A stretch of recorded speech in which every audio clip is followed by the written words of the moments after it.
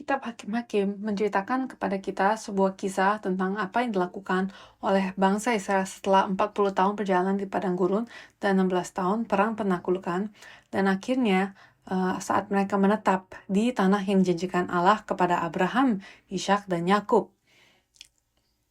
Dan bangsa Israel sudah lama merindukan untuk kembali ke tanah ini.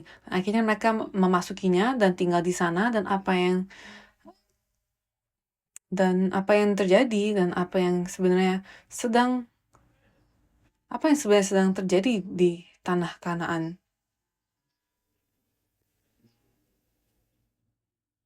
Ini bukan hanya sebuah tanah, kan? Ini adalah sebuah tanah yang dijanjikan.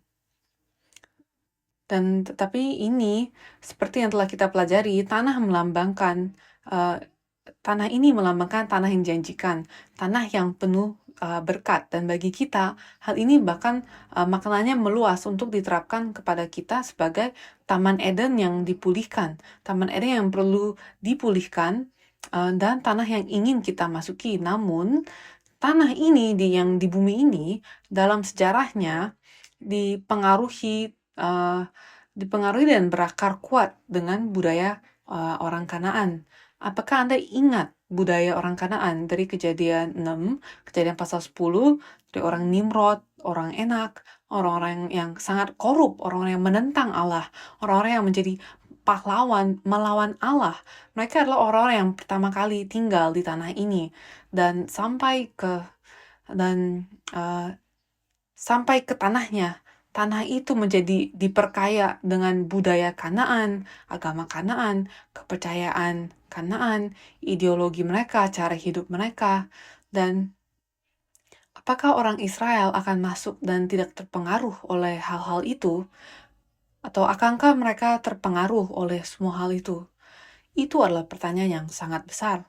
Bagaimana bangsa Israel, katakanlah mereka menaklukkan tanah itu, mereka menjadi pemilik tanah itu, tetapi apakah mereka akan menaklukkan pikiran-pikiran mereka, atau apakah pikiran mereka yang akan ditaklukkan?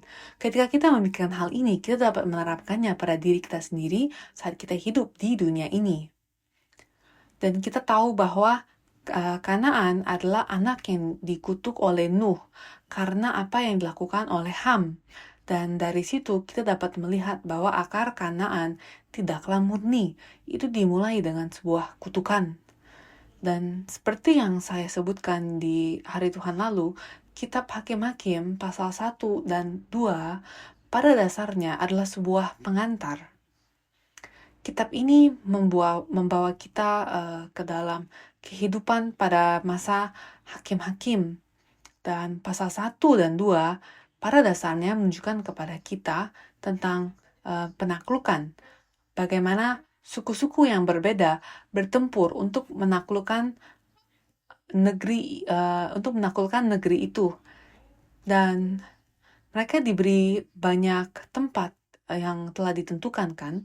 Mereka diberi bagian yang berbeda dari tanah itu, dan mereka harus keluar masing-masing suku untuk menaklukkan wilayah mereka sendiri. Dan bagaimana hal itu terjadi akan kita pelajari minggu depan. Tapi satu hal yang ditekankan dalam bacaan hari ini adalah apa yang kita baca dari Yosua pasal 24 ayat 29. Jadi kita akan kembali ke Yosua pasal 24 ayat 29. Yosua 24 ayat 29. Namun sebelum itu, coba kita baca Hakim-Hakim 1 ayat 1. Ini adalah awal permulaan kitab ini. Apa yang dikatakannya? Sesudah Yosua mati, orang Israel bertanya kepada Tuhan, "Siapakah daripada kami yang harus lebih dahulu maju menghadapi orang Kanaan untuk berperang melawan mereka?"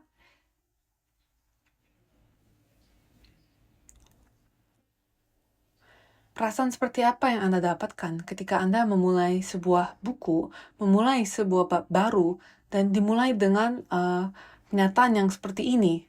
Ini terjadi sesudah Yosua mati, atau sesudah Yosua mati. Semua ini terjadi, kan? Jadi ini positif atau negatif? Negatif, kan? tidak bagus kan? Kitab ini berbicara, kitab ini dimulai dengan sebuah kematian, berbicara tentang kematian seorang pemimpin besar yang memimpin mereka memasuki negeri itu. Dan kemudian pertanyaannya, siapakah daripada kami yang harus lebih dahulu maju menghadapi orang Kanaan untuk berperang melawan mereka? Positif atau negatif? Negatif kan? Apakah mereka terdengar seperti tahu apa yang mereka akan lakukan, atau apakah mereka terdengar seperti orang yang bingung dan tersesat dan tidak memiliki kepemimpinan? Dan itulah pembukaan kitab Hakim-Hakim.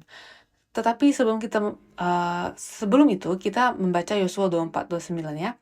Dikatakan, dan sesudah peristiwa-peristiwa ini, maka matilah Yosua bin Nun, hamba Tuhan itu ketika berumur 110 tahun. Sekali lagi di dalam Hakim-Hakim pasal 2 ayat 8 dikatakan, dan Yosua bin Nun, hamba Tuhan itu mati pada umur 110 tahun. Apakah Anda mengerti maksudnya di sini? Penulis kitab Hakim-Hakim dan Yosua pada dasarnya Tuhan menekankan satu hal di sini. Coba tebak apa maksudnya? Saya baru saja membaca 3 ayat yang mengatakan bahwa setelah kejadian-kejadian itu Yosua meninggal, ya kan? Jadi ini adalah peristiwa yang besar. Ini adalah masalah yang besar. Dan bagi bangsa Israel ini adalah peristiwa yang traumatis. Dan karena Yosua tidak ada di sana, mereka tidak tahu siapa yang harus maju duluan, siapa yang harus melakukan apa. Ini adalah permulaan. Dan ketika dikatakan sekarang hal itu terjadi setelahnya, frasa ini sering digunakan dalam perjanjian lama. Sekarang terjadi setelah peristiwa ini dan itu, atau ini dan itu. Dan apa yang terjadi setelah apa sebenarnya? Yosua pasal 24 ayat 29 dikatakan, dan sesudah peristiwa-peristiwa ini, peristiwa apa ini? Setelah kematian Yosua kan, tapi kemudian tepat sebelum hal itu terjadi, yang terjadi adalah Yosua membuat perjanjian di Syichem, dan dia bertanya kepada orang-orang, apakah kalian akan menyembah berhala, atau apakah kalian akan menyembah Allah kita? Jadi dia membuat mereka bersumpah, membuat perjanjian dengan mengatakan, kami akan menyembah Tuhan dan kami tidak akan menyembah berhala. Tetapi ketika dikatakan sesudah peristiwa-peristiwa ini, frasa ini seperti sebuah penanda untuk sebuah babak yang baru kan dalam sebuah cerita. Dan pada dasarnya dia mengatakan semua hal ini, penaklukan Kanaan, mereka masuk ke Kanaan, semua hal ini terjadi dengan Yosua, dan sekarang setelah dia meninggal, babak baru dimulai, era baru dimulai. Jadi Hakim-Hakim memperkenalkan era baru setelah kematian Yosua. Kematian beberapa orang mungkin tidak begitu signifikan, tetapi ada orang-orang dalam hidup kita atau dalam sejarah kita yang kematiannya menjadi sangat signifikan dan membuat perbedaan yang sangat besar dalam sebuah organisasi, gereja, atau dalam sejarah bangsa. Dan setelah kematian orang tersebut, bangsa atau organisasi tersebut dapat berkembang atau binasa. Ada perbedaan besar antara kematian Yosua dan kematian Yosua adalah peristiwa yang besar bagi bangsa Israel. Mengapa? Karena Musa meninggal sebelum lama ini kan, mungkin kurang dari 20 tahun yang lalu. Musa meninggal dan Yosua mengambil alih. Dan mereka pikir, Yosua akan memimpin kita masuk ke tanah Kanaan dan membantu kita menaklukkannya, memimpin kita dalam penaklukan itu, dan setelah semua penaklukan itu, akhirnya di bawah kepemimpinan Yosua ini, kita akan mendirikan sebuah bangsa di tanah ini, dan kita akan terus berlanjut seperti itu. Namun, di luar dugaan mereka, tiba-tiba Yosua meninggal. Sebenarnya tidak tiba-tiba, itu karena sudah sesuai dengan rencana Tuhan. Dan bagi bangsa Israel, mereka mungkin tidak siap untuk menerima kematian Yosua kan. Jadi sekarang mereka harus mendirikan sebuah negara, ya kan? Mereka harus menyelesaikan penaklukan itu, dan mereka harus menetap dan mulai kehidupan yang baru, ya kan? Ini adalah sebuah masa yang baru. Dan mereka sekarang harus memulai kehidupan itu. Itu seperti saat kita tumbuh dewasa, saat kita berada di masa remaja, kita berharap kan setelah saya kuliah, lulus, mendapatkan pekerjaan, saya akan keluar dari rumah dan menjadi mandiri. Namun ketika saya berusia 16 tahun, tiba-tiba orang tua saya meninggal. Dan sekarang saya harus keluar ke dunia dan benar-benar terjun ke dunia nyata dan menjalani kehidupan saya dan mencari nafkah. Nah, perasaannya kira-kira seperti itu ketika kita punya perencanaan, tetapi realitasnya lain. Dan Yosua dengan Hakim-Hakim bab 1 dimulai seperti itu, seperti cerita yang seperti itu. Dan kita lihat Yosua pasal 1 ayat 1. Mari kita buka Yosua 1 ayat 1. Sesudah Musa hamba Tuhan itu mati, berfirmanlah Tuhan kepada Yosua bin Nun, abdi Musa itu demikian. Yosua pasal 1 dimulai dengan kematian pemimpin sebelumnya, lalu hakim-hakim dimulai. Tetapi apa perbedaannya? Dalam kitab Yosua, setelah Musa meninggal, Tuhan menunjuk seorang pemimpin khusus dan berkata kepada Yosua, anak Nun, dengan mengatakan ini dan ini, melakukanlah ini. Namun dalam kitab Hakim-Hakim, tidak ada penerus, tidak ada penggantinya. Ini seperti seakan-akan Tuhan lupa untuk menunjuk pemimpin yang baru kan. Dan orang-orang saat itu mereka pasti merasa sangat kehilangan. Jadi Yosua pasal 1 dimulai dengan kematian Musa, tetapi kemudian Yosua ada di sana, Yosua menggantikannya. Orang-orang dapat bergantung padanya, dan kemudian di sepanjang kitab Yosua kita melihat Yosua, Tuhan berbicara kepada Yosua, Tuhan bekerja bersama Yosua, dan Yosua memimpin bangsa itu. Dan sepertinya Yosua hampir lebih baik dari Musa kan, apa yang dia lakukan itu. Dan dia adalah seorang pemimpin yang baru, dia sangat radikal, dia sangat kuat, dia berada di, dia berperang kan dengan orang-orang, dan kita lihat di Yosua pasal 24 ayat 31 dikatakan, orang Israel beribadah kepada Tuhan sepanjang zaman Yosua dan sepanjang zaman para tua-tua yang hidup lebih lama daripada Yosua dan yang mengenal segenap perbuatan yang dilakukan Tuhan bagi orang Israel.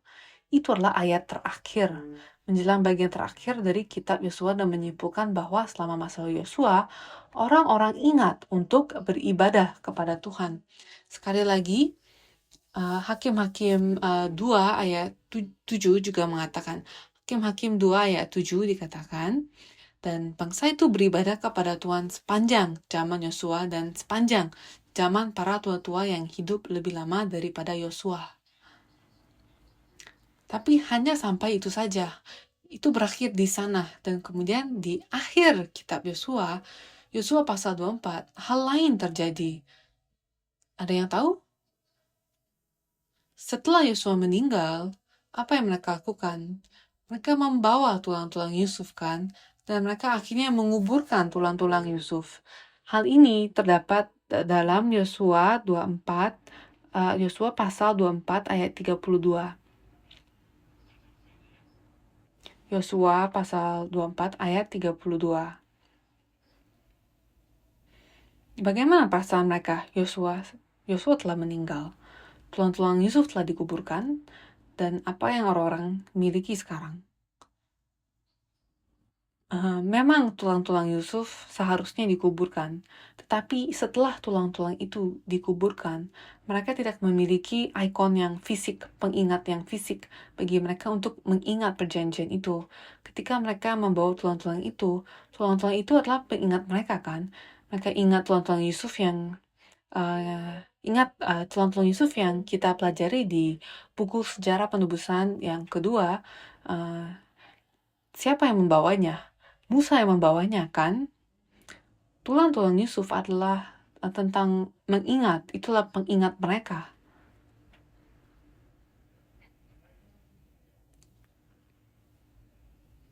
Ingatlah akan hari-hari di masa lalu ya kan? Yusuf ingat dan dia berkata, ketika kamu keluar, ingatlah akan tulang-tulangku. Dan Musa ingat untuk membawanya keluar. Dan itu menjadi pengingat bagi bangsa Israel. Setiap kali mereka melihat tulang-tulang atau peti mati Yusuf, mereka diingatkan, seperti yang dikatakan Yusuf, Tuhan akan menjadi baik dan membawa kita ke tanah Kanaan. Tetapi sekarang pengingat itu telah dikubur, pemimpinnya telah mati, pengingatnya telah dikuburkan. Dan sekarang siapa yang bertanggung jawab? Siapa yang bertanggung jawab untuk melanjutkan perjanjian ini? Rasanya seperti baru saja berakhir dengan tiba-tiba dalam alur silsilah perjanjian ini kan. Dan coba saya tanya kepada kalian, apakah itu yang kita rasakan saat ini? Apakah kita merasakan sesuatu yang mirip dengan ini? Kadang-kadang agak menyedihkan kan, ketika kita melihat atau mendengar tentang gereja-gereja di Eropa, gereja-gereja di Amerika Serikat, sekarang beberapa gereja di Korea, banyak gereja di seluruh dunia, gereja-gereja di mana mereka tidak dapat melanjutkannya dengan generasi berikutnya kan. Dan kita sering mendengar pendapat Profesor Phillips yang juga sering berkunjung ke Eropa, gereja-gereja yang berbeda di Amerika Serikat, hanya di sana hanya generasi yang lebih tua yang tersisa. Dan apa yang setan coba lakukan dalam sejarah gereja kita adalah memutus aliran ini. Jadi bagaimana dengan generasi kita? Bagaimana jika kita memiliki generasi muda di sini? Bagaimana dengan generasi kalian? Siapa yang akan melanjutkannya? Sejujurnya, pola pikir kita, mentalitas kita, sikap kita, ketika saya mengatakan kita, saya berbicara untuk diri saya sendiri ya. Saya coba membandingkan dengan menerapkannya dalam hidup saya, bagaimana perasaan orang-orang ketika bagaimana perasaan bangsa Israel ketika mereka ketika Yosua meninggal. Yang pertama, Musa telah tiada, namun Yosua masih ada di sana kan? Dan setelah Yosua meninggal dunia, apa? Dan saya berpikir tentang ketika pendeta senior kami, pendeta Abraham Parak meninggal dunia. Apakah itu peristiwa yang baik atau peristiwa yang buruk? Apakah itu pertanyaan yang baik atau pertanyaan yang buruk? Izinkan saya mengatakannya kepada Anda jujur, dengan jujur sampai ke tulang-tulang saya. Tubuh fisik saya lebih nyaman ketika pendeta senior meninggal saat itu. Kenapa? Karena saya tidak perlu takut lagi. Saya tidak perlu lagi memikirkan tentang sosok yang berteriak di belakang atau di wajah saya. Saya tidak perlu khawatir tentang, saya harus bangun jam 4 pagi setiap hari. Orang yang menakutkan itu, yang biasanya memegang kepala saya, sudah tidak ada lagi. Beberapa standar jadi turun dan runtuh dalam hidup saya. Dan segera, bahkan standar iman saya pun turun. Bahkan beberapa hal yang tidak seharusnya begitu jadi sangat fleksibel, dan saya seperti mungkin nggak apa-apa sekarang ya, nggak apa-apa. Dan saya berpikir dari pengalaman pribadi saya, mungkin pada masa para hakim-hakim setelah Yosua meninggal dunia, mungkin orang-orang ini, bangsa Israel ini merasa seperti, oh wow, kita dapat lebih lega sekarang. Namun apa yang Tuhan ingin apa yang Tuhan ingin lihat digenapi, ternyata tidak seperti itu. Mohon maafkan saya jika saya menghujat, ya. Tapi ya, seperti apakah bangsa Israel itu? Mereka menjadi seperti karet gelang dalam iman. Standar mereka turun dan mereka fleksibel di sana-sini, dan hal itu mengundang segala macam kegelapan dan serangan sehingga mereka mendapat masalah kan? Apa yang terjadi ketika Anda mendapat masalah? Apa yang Anda lakukan ketika Anda mendapat masalah? Ketika lebih banyak masalah mendatangi Anda akan menyadari, oh Tuhan, apa yang telah saya lakukan? Maka kemudian Anda bertobat dan kembali berdoa, ya kan? Dan kemudian di sini Allah mengirimkan seorang hakim kepada bangsa Israel. Mari kita baca di Hakim-Hakim pasal 2 ayat 18 dan 19. Hakim-Hakim pasal 2 ayat 18 dan 19. Setiap kali apabila Tuhan membangkitkan seorang hakim bagi mereka, maka Tuhan menyertai hakim itu dan menyelamatkan mereka dari tangan musuh mereka selama hakim itu hidup. Sebab Tuhan berbelas kasihan mendengar rintihan mereka karena orang yang mendesak dan menindas mereka. Tetapi apabila hakim itu mati, kembalilah mereka berlaku jahat, lebih jahat dari nenek moyang mereka, dengan mengikuti Allah lain, beribadah kepadanya, dan sujud menyembah kepadanya. Dalam hal apapun, mereka tidak berhenti dengan perbuatan dan kelakuan mereka yang tegar itu. Jadi apa yang sedang terjadi di sini? Ketika mereka berada dalam masalah, ketika mereka diserang, mereka berseru. Dan Tuhan berkata, hakim. Tuhan mengirimkan hakim, ya kan? Dan selama masa hakim-hakim, mereka baik-baik saja kan? Karena hakim itu mendoakan mereka dan ada seperti sosok yang memeluk mereka. Tapi segera setelah hakim selesai atau waktu pelayanan mereka selesai, dan bangsa Israel itu kembali lagi. Dan ini seperti karet gelang. Ini seperti kalau kita pegang karet gelang di satu tangan dan kita menariknya dengan tangan lain, itu jadi tegang kan, tetapi saat kita melepaskannya, apa yang terjadi pada karet gelang itu? Karet gelang itu akan kembali ke bentuknya yang semula kan, akan kendor lagi kan, dan kekuatan pusat dari karet gelang itu, kekuatan penahannya itu tidak berada di dalam kekudusan, bukan kekudusan yang menarik karet gelang itu agar itu menjadi tegang, tetapi kekuatan penahannya, kekuatan penariknya itu ada di dalam keberdosaan mereka. Jadi itu adalah kekudusan yang bersifat sementara. Dan hanya ketika mereka berada dalam masalah, hanya ketika mereka membutuhkan Tuhan, hanya ketika para hakim ada di sana, bangsa Israel bersikap kudus. Atau mereka datang untuk berdoa dan sebagainya.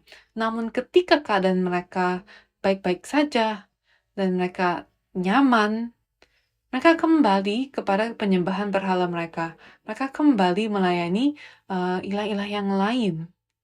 Itulah kondisi mereka saat itu. Jadi itu tidak seperti zaman Yosua, di mana mereka terus melayani Tuhan. Di zaman itu mereka taat dan tidak taat, taat dan tidak taat. Jadi tidak ada kesinambungan. Jadi itu adalah waktu di mana mereka menyembah Tuhan dan melayani Tuhan hanya untuk sementara waktu. Dan itulah yang saya ingin kita pikirkan ketika kita memikirkan kehidupan kita saat ini. Apakah hidup saya terus-menerus melayani Tuhan atau apakah itu terpotong-potong? Apakah pelayanan saya terpotong-potong? Apakah hanya sementara dan saya melayani hanya sementara dan kemudian ketika masalah datang baru saya kembali kepada Tuhan, dan tetapi ketika saya merasa nyaman saya pergi dan nanti saya kembali lagi. Dan mereka, satu hal yang disalahkan oleh orang-orang ini, satu alasan yang mereka katakan adalah karena kurangnya pemimpin. Siapa yang mereka salahkan? Mereka berkata, kami tidak ada raja, karena tidak ada raja jadi seperti ini. Hidup kita seperti ini karena tidak ada raja. Siapa yang mereka salahkan? Dengan cara seperti itu, mereka sedang menyalahkan Tuhan. Tuhan, Engkau tidak menunjuk pemimpin yang lain. Itu sebabnya begitu banyak masalah di kehidupan kami. Tapi lihatlah, Tuhan berkata kepada Yehuda dalam dalam bacaan hari ini di Hakim-Hakim pasal 1 ayat 2 dan 3, kita lihat Hakim pasal 1 ayat 2 dan 3. Suku Yehuda lah yang harus maju, sesungguhnya telah kuserahkan negeri itu ke dalam tangannya. Jadi Allah sekarang sedang menyuruh setiap suku untuk maju kan? Jadi kita harus mengetahui waktunya. Kita harus mengenal waktunya.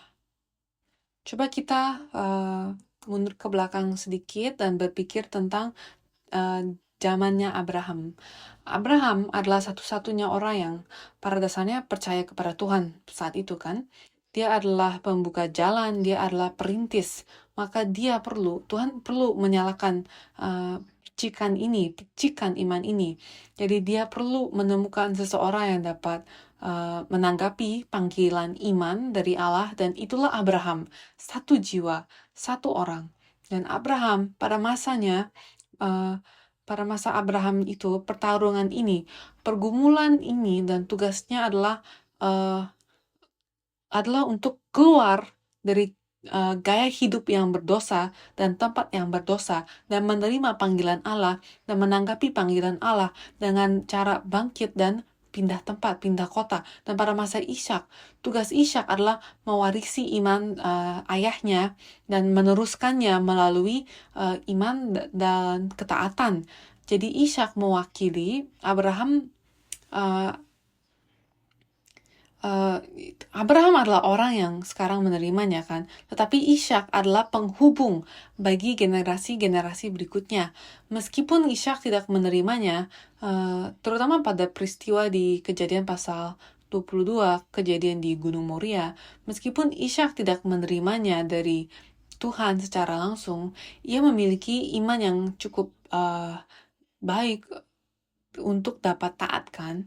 Jadi dia menjadi penghubung, dan sebagai hasilnya Yakub pada masa Yakub, dia harus berjuang kan. Dia harus percaya kepada perjanjian ini dengan begitu kuat dan teguh, sehingga dia harus mengorbankan seluruh hidupnya untuk memperjuangkan perjanjian ini. Dan Anda dapat melihat sebuah pertumbuhan di sini kan.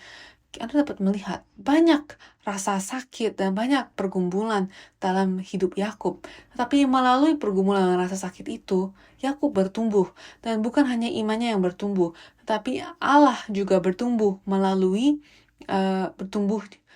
Allah juga menumbuhkannya melalui ketiga generasi ini kan. Allah mengembangkannya dari satu orang menjadi sebuah keluarga, menjadi sebuah keluarga besar. Dan kemudian dia memanggil Yakub, Israel, kamu akan menjadi sebuah bangsa, seperti yang telah dia janjikan kepada Abraham. Dan hal ini telah berkembang dari satu orang, menjadi satu keluarga, menjadi satu bangsa. Dan kemudian Yusuf adalah generasi penggenapannya kan. Dialah yang akan menjadi buahnya. Dialah yang harus pergi ke tanah Kanaan melalui iman. Yusuf melalui iman, tetapi melalui Musa lah iman itu digenapi. Jadi Musa adalah penggeraknya. Musa adalah pembawa iman yang secara harfiah dia membawa tulang-tulang Yusuf. Pada masa Yosua, dia menyimpulkan seluruh perjalanan ini kan. Yosua adalah orang terakhir yang membawa bangsa Israel memasuki tanah Kanaan. Lalu, bagaimana dengan zaman para hakim-hakim? Apakah sejarah penulisan telah berakhir di sini? Apakah sudah selesai ceritanya? Atau apakah sudah digenapi semuanya?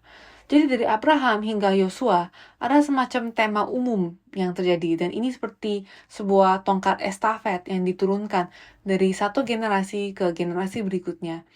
Namun sepertinya setelah Yosua, tongkat estafet itu hilang. Di mana letaknya? Ada beberapa tempat dalam Alkitab di mana peristiwa ini terjadi, di mana tabut perjanjian menghilang. Jadi mereka terbiasa untuk mengikuti tabut perjanjian. Tabut perjanjian itu adalah pusat penyembahan mereka kan, yang melambangkan hadirat Allah. Tetapi tabut perjanjian itu tiba-tiba menghilang. Sekarang siapa yang kita ikuti? Di manakah Allah kita? Apa yang harus kita lakukan? Jadi apa yang dilakukan mereka? Apa yang dilakukan bangsa Israel? Apa yang seharusnya mereka lakukan? Apa yang Tuhan tuntut dari mereka pada saat itu? Itu adalah masa ketika Tuhan tidak menunjukkan suatu pemimpin kepada mereka. Tetapi ini juga adalah masa ketika mereka seharusnya telah menjadi lebih dewasa. Dan setiap suku keluar untuk mewakili kan. Setiap suku seharusnya mereka menjadi seperti Yosua. masing-masing dari kita, masing-masing gereja cabang kita, atau masing-masing gereja lokal kita perlu mengambil peran dalam sebuah peperangan. Dan seorang prajurit dalam perang, mereka selalu membawa panji-panji kan, untuk kayak mewakili bangsa mereka kan. Jadi bendera itu namanya spanduk atau panji itu, jika panji itu jatuh kan, tim itu menjadi kalah kan, kelompok itu kalah dan bangsa itu kalah kan. Jadi ketika saya menonton film-film, saya kan belum pernah ikut dalam peperangan yang sebenarnya, tapi ketika saya menonton film-film, ketika orang yang membawa bendera jatuh, orang berikutnya harus mengambil bendera itu dan melanjutkan perjalanannya. Bahkan jika mereka tertembak atau mati, mereka tetap harus melindungi bendera mereka, bendera bangsa mereka itu. Dan demikian juga, siapa yang akan mengambil bendera itu sekarang? Semua orang sama masa hakim-hakim, mereka berkata, siapa yang akan mengambil bendera itu? Itulah pertanyaan yang mereka ajukan. Siapa yang akan maju? Yosua membawa bendera itu, tetapi dia jatuh, dia meninggal. Siapa yang berikutnya? Dan saat ini, apakah bendera itu berada di tanah dalam sejarah gerakan penebusan atau dalam generasi kekristenan ini? Pikirkanlah tentang di Singapura saja. Apakah bendera itu sedang terkibar tinggi, terangkat, dan kita sedang berbaris, atau bendera itu sedang jatuh ke tanah? Jika ya, siapakah yang mengangkatnya? Semua orang agak menghindarinya dan melihat sekeliling kan. Mereka seperti, siapa pemimpinannya? Siapa pemimpinnya? Tuhan berkata pada masa hakim-hakim, setiap suku, ambillah benderamu dan pergilah ke tempatmu dan mulailah mewakili umat Tuhan, dan setiap suku harus menunjukkan dan menjadi bukti bahwa Tuhan lebih baik daripada orang Kanaan, daripada Allah orang Kanaan. Seperti yang Tuhan janjikan kepada Abraham, Ishak, dan Yakub melalui Yosua dan Kaleb, Tuhan terus berkata, aku akan memusnahkan orang Kanaan untukmu, dan suku inilah yang harus pergi dan menggenapi hal itu. Tetapi itu belum terpenuhi, dan mereka harus pergi dan melakukannya. Tidak ada alasan lagi. Kita sudah dewasa. Seperti contoh yang saya sebutkan sebelumnya, jika orang tua meninggal lebih awal tanpa mempersiapkan anak-anaknya, maka anak pertama atau setiap anak harus bangun dan menyadari bahwa mereka tidak memiliki orang tua untuk pergi keluar dan mencari uang untuk mereka. Mereka harus bangun sendiri dan pergi ke sana dan melakukan sesuatu. Mereka harus melakukan sesuatu untuk mendapatkan nafkah sendiri. Dan begitulah kitab Hakim-Hakim dimulai.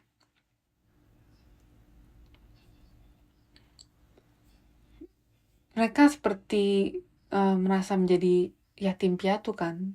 Tapi Tuhan berkata, Yehuda, naiklah. Kau yang naik duluan. Kau adalah suku raja, suku kerajaan. Dan kau adalah suku yang besar. Jadi, kamu harus pergi dan menunjukkan kepada suku-suku lain bagaimana hal itu terlaksanakan jika kamu mendapatkan kemenangan. Suku-suku lain akan termotivasi untuk pergi dan juga berperang. Dan dia berkata, aku telah menyerahkannya kepadamu, ke dalam tanganmu kan. Jadi pergilah. Sekarang, kita tidak bisa duduk-duduk saja dan berkata, oh sekarang pendeta senior tidak ada di sini dan dia tidak bisa mengomeli kita atau meneriaki kita, jadi kita bisa melakukan apa aja. Tidak seperti itu. Kitalah yang harus menjadi orang yang membentak diri kita sendiri. Kita harus lebih dewasa sekarang dan berkata, oke, kita harus bangun dan menyelesaikan pekerjaan ini. Kita tidak bisa menunggu sesuatu terjadi atau orang lain datang dan memimpin kita. Kita harus bangun dan bertumbuh, dan kita harus mengambil buku ini, Alkitab ini, dan Injil ini, dan kita harus melangkah maju. Dan saya tidak tahu apakah kalian sudah paham atau sudah mendapatkan petunjuknya, tapi inilah kesimpulannya. Yosua, nama Yosua adalah versi bahasa Ibrani untuk Yesus, Yeshua. Itu adalah nama yang sama. Masa hakim-hakim yang dibicarakan di sini adalah setelah masa Yosua, setelah Yosua pergi. Dan kita lihat ke-12 suku harus keluar dan menaklukkan negeri itu kan. Dan kita bandingkan, setelah Yesus pergi, ada 12 murid yang tersisa. Dan mereka juga merasa tersesat, takut. Tetapi Yesus berkata, tinggallah di sini di Yerusalem sampai kamu menerima Roh Kudus, lalu pergilah. Apa yang dilakukan oleh para murid? Mereka pergi dengan berbagai cara kan. Dan ketika mereka keluar, setelah mereka menerima Roh Kudus, mereka baru menaklukkan orang yang berbeda itu. Petrus berkhotbah dan 3.000 orang bertobat, 5.000 orang bertobat. Itulah penaklukan. Itulah yang terjadi. Dan pada zaman para hakim-hakim, mereka tidak melakukannya dengan benar kan? Tapi pada zaman Yesus, mereka melakukannya dengan benar. Perbedaannya di mana? Mereka menunggu dan mereka menerima Roh Kudus. Jadi mereka sudah siap sekarang. Tetapi pada masa para hakim-hakim, semuanya, semua orang mereka merasa benar sendiri, sehingga setiap orang melakukan apa yang benar menurut pandangannya sendiri. Inilah perbedaannya. Semua orang hanya ingin mengikuti apa yang mereka sendiri ingin lakukan. Mereka memiliki agenda sendiri. Dan hari ini ketika kita harus keluar dan pergi dengan agenda Tuhan, dengan Injil Tuhan, apakah kita memiliki agenda kita sendiri? Apakah kita melakukannya sesuai dengan apa yang kita pikirkan? Apa yang kita pikirkan adalah benar? Atau apakah kita dilatih dengan benar untuk memahami apa itu jalan yang benar? Dan agar kita dapat membedakannya, kita membutuhkan Roh Kudus. Setiap orang perlu menjadi seorang pemimpin. Saya tidak mengatakan bahwa setiap orang harus menjadi pemimpin, tetapi setiap orang harus menjadi pelari. Ambillah panji-panji ini dan berlarilah. Bagaimana kita menjadi pemimpin yang dapat dipakai Tuhan? Pemimpin yang benar-benar dapat melakukan apa yang Tuhan anggap benar, bukan apa yang saya anggap benar. Bagaimana caranya kita menjadi pemimpin yang seperti itu? Mari kita pikirkan bagaimana Tuhan memilih para pemimpinnya. Bagaimana Tuhan memilih para pemimpinnya itu. Dan saya berdoa agar setiap orang yang hadir di sini menjadi pemimpin di zaman akhir zaman ini dan yang akan dipilih oleh Allah. Mari kita pikirkan tentang dua orang. Satu orang dari setiap perjanjiannya, perjanjian lama. Mari kita pikirkan tentang Musa. Apa yang harus Allah lakukan kepada Musa untuk menjadikannya seorang pemimpin? Allah harus menunggu hingga Musa berusia 80 tahun kan? Mengapa? Apakah Tuhan bodoh? Karena pada usia 80 tahun, jika Allah memanggilnya, coba bayangkan ya, jika Allah memanggil Musa pada usia 40 tahun, Allah dapat melakukan lebih banyak hal lagi kan, logikanya. Karena saat itu, Musa jauh lebih kuat, jauh lebih cepat, jauh lebih bersemangat. Mengapa Tuhan harus menunggu sampai dia berusia 80 tahun? Karena saat itu Musa sudah siap kan? Musa sudah siap untuk menjadi pemimpin bangsa Israel di usia 40 tahun. Dan dia bahkan sudah mencobanya. Tapi mengapa Tuhan membiarkannya pergi melarikan diri ke padang gurun Midian dan menunggu di sana selama 40 tahun? Bagaimana menurut kalian? Jika kalian adalah Musa, menurut kamu penampakanmu akan menjadi seperti apa? Setelah 40 tahun tinggal di padang gurun Midian, menggembalakan ternak. Sejujurnya kalau saya bandingkan saya di posisi itu, saya kira saya akan menjadi depresi. Dan saya akan memiliki rambut yang sangat panjang, kumis yang panjang, janggut yang panjang, dan mungkin saya akan minum-minum, menikmati setiap hari, dan saya akan melupakan hidupku, tidak akan peduli lagi.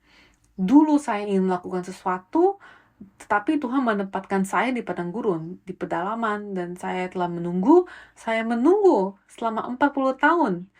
Dan sekarang saya sudah tua, jadi saya hanya ingin minum, menikmati hidup, dan mati saja. Sejujurnya, saya akan merasa kira-kira seperti itu.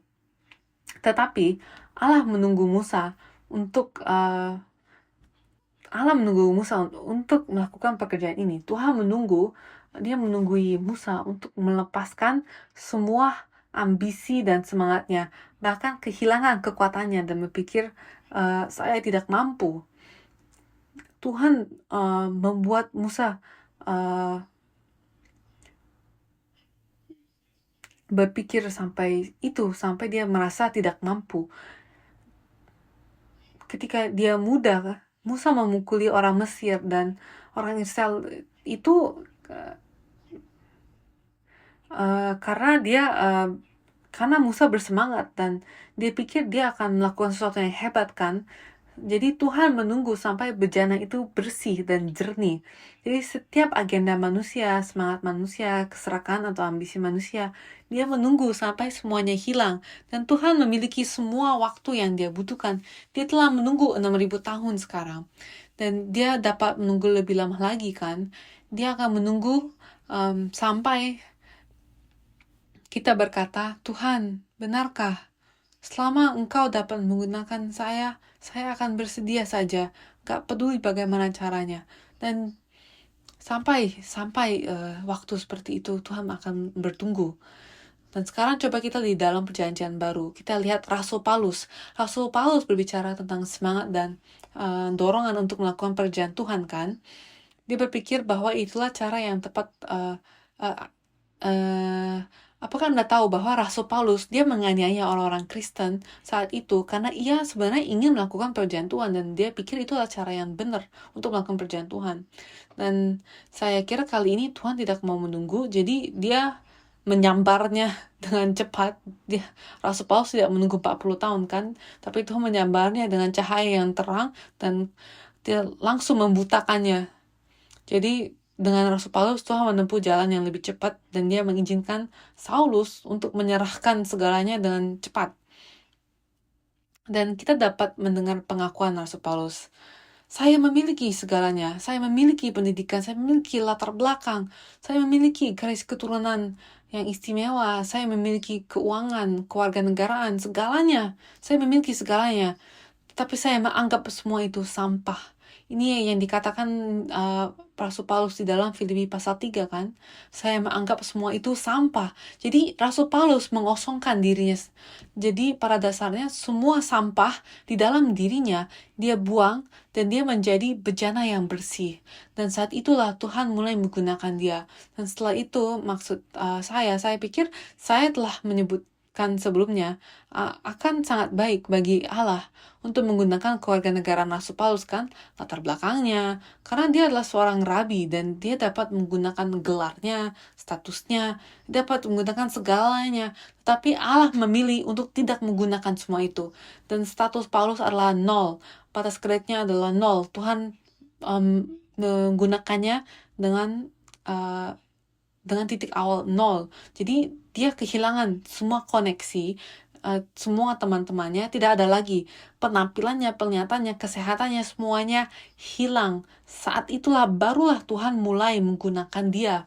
Jadi kita tidak bisa mengatakan, oh karena saya kurang sehat, atau karena saya sudah tua, atau karena saya tidak bisa melihat dengan baik, saya tidak tahu komputer.